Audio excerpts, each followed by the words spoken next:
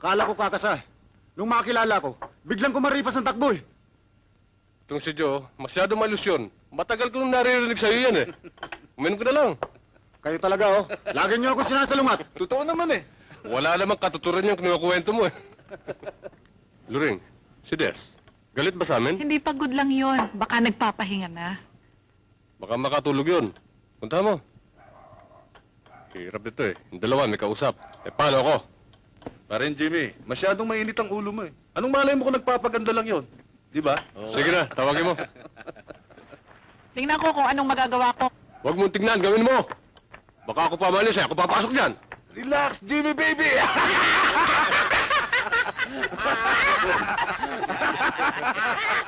Salbahe talaga ito si paring Jimmy. Oh. Alam mo, ibang klase kasi style mo sa panliligaw eh. Makinig ka sa akin. Alam mo, hindi nakukuha sa pananakot yan. Siya nga naman, suyuin mo para makakuha mo. Hindi na uso yan.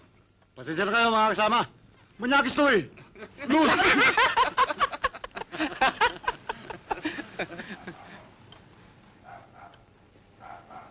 Hoy! Hoy! Ano tinatay-tayo mo dyan? Nakakailang ka? Kung naiilang ka, bakit hindi kayo umalis? Bastos pala magsasagot to eh. Baka naghahanap ka ng sakit ng katawan. Bago ka rito, no? Bago nga. Kaya ngayon lang tayo nagkita. Tarantado pala to eh. Makuha nga sa patayo.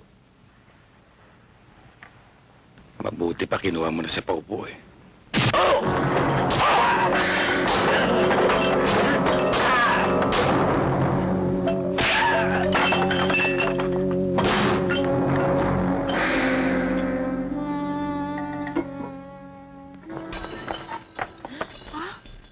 Aba, Kaya na ako sana bahala magpasensya sa nangyari. Hindi o bale.